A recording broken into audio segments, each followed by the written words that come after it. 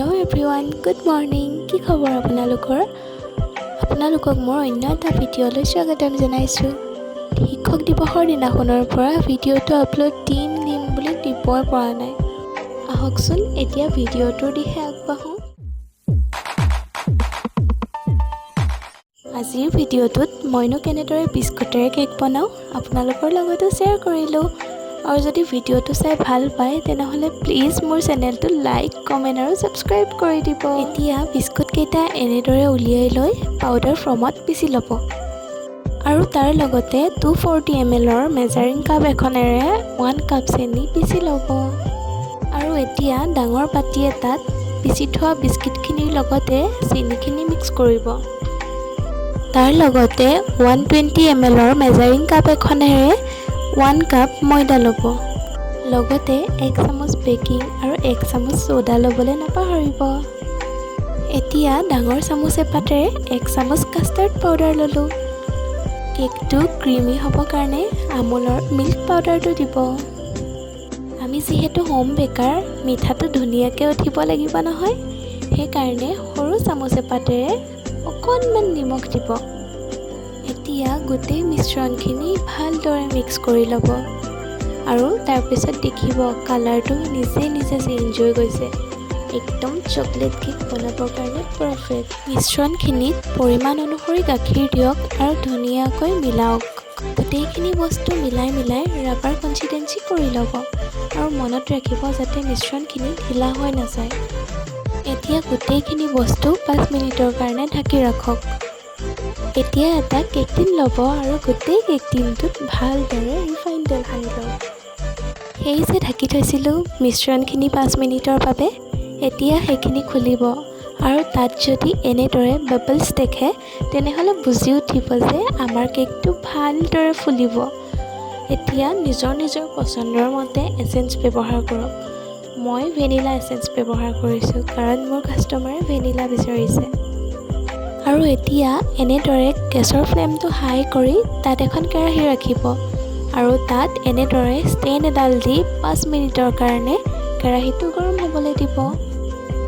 সেই যে ৰিফাইন তেল সানি লৈছিলোঁ কেক টিনটো, তাত এনেকৈ এখন পেপাৰ দি ল'ব আৰু তাতে আমাৰ কেকৰ মিশ্ৰণখিনি ধুনীয়াকৈ ঢালি 3-4 বাৰমান ডাষ্ট কৰিব যাতে মিশ্ৰণখিনি ধুনীয়াকৈ ছেট হৈ যায়। সেই কেৰাহীখন যে গৰম হ'বলৈ দিছিলোঁ, এতিয়া মিশ্ৰণখিনি সাৱধানে ষ্টেণ্ডডালৰ ওপৰত ৰাখি দিব আৰু 1 ঘণ্টাৰ কাৰণে আমাৰ কেকটো বেক হ'বলৈ দিব। এতিয়া সাৱধানে ঢাকনাখন আঁতৰাই টুথপিক এডালেৰে কেকটো খুচি চাব। যদি টুথপিকডাল চাফা হৈ আহিছে, মানে তাত একো যদি লাগি অহা নাই, তেতিয়াহ'লে বুজি উঠিব যে আমাৰ কেকটো হৈ গৈছে। কেকটো ঠাণ্ডা হৈ যোৱাৰ পাছত কেক টিনটোৰ পৰা সাৱধানে উলিয়াই ল'ব। মোৰ কেকটো যিহেতু গৰম হৈ আছিলে, আমাৰ মানুহজনে সহায় কৰিছে দেই। মই কৈছিলোঁ নহয়, মিশ্ৰণখিনিত যিহেতু বাবলছ উঠিছিলে, কেকটো বহুত ধুনীয়াকৈ ফুলিব আৰু বহুত কোমলো হ'ব। এয়া চাওকচোন, কেকটো ইমান ধুনীয়া হৈছে। কেকৰ গোন্ধ পাই আমাৰ জিমিজনী আহি পাই গ'লহি। তাই মোৰ সঁচাকৈ বহুত আপোন জানেনে। মই কিবা এটা কাম যদি কৰি থাকোঁ, তাই মোক কেতিয়াও অকলে নেৰে। এতিয়া এনেদৰে গুলি সূতা অলপ লৈ কেকটো মাজেৰে সমানে দুভাগ কৰিবলৈ চাব। গুলি সূতা ল'লে চবৰে কাৰণে সুবিধা হয়, সেইকাৰণে ময়ো এনেদৰে কৰিলোঁ। কেকটো আকৌ ধুনীয়াকৈ আইচিং কৰিব লাগিব নহয়। এতিয়া হুইপ ক্ৰীম অলপ লৈ ধুনীয়াকৈ ইলেক্ট্ৰিক বিটাৰ দি হুইপ কৰি ল'ব। এই কেকটো বনাওঁতে মোৰ কিমান যে কষ্ট হৈছিল নহয়। গৰমৰ কাৰণে ক্ৰীমখিনি হুইপ নহয়। শেষত গৈ মোৰ মনটো ইমান বেয়া লাগিছিল। সেইবাবে মোৰ কষ্টখিনিলৈ চাই প্লিজ আপোনালোকে মোৰ চেনেলটো ছাবস্ক্ৰাইব কৰি দিব। এতিয়া ক্ৰীমখিনি হুইপ কৰোঁতে এনেকুৱা এটা সময় আহি যাব য'ত ক্ৰীমখিনি বাতিটো ওলোটাই দিলেও নপৰিব আৰু তেতিয়াই গম পাব যে আমাৰ কেকটো আইচিং কৰিবৰ কাৰণে এইখিনি ক্ৰীম পাৰফেক্ট। এতিয়া এটা সৰু বাতিত অলপমান পানী লৈ তাত পিচি থোৱা চেনি 1 চামুচ মিক্স কৰি ল'ব। সেইখিনি আমি কেকৰ ওপৰত লগাব লাগিব যাতে কেকটো টান হৈ নাযায়। এতিয়া এখন কেক বৰ্ডৰ ওপৰত অলপমান ক্ৰীম লগাই ল'ব যাতে কেকটো আইচিং কৰোঁতে পিছলি নাযায়।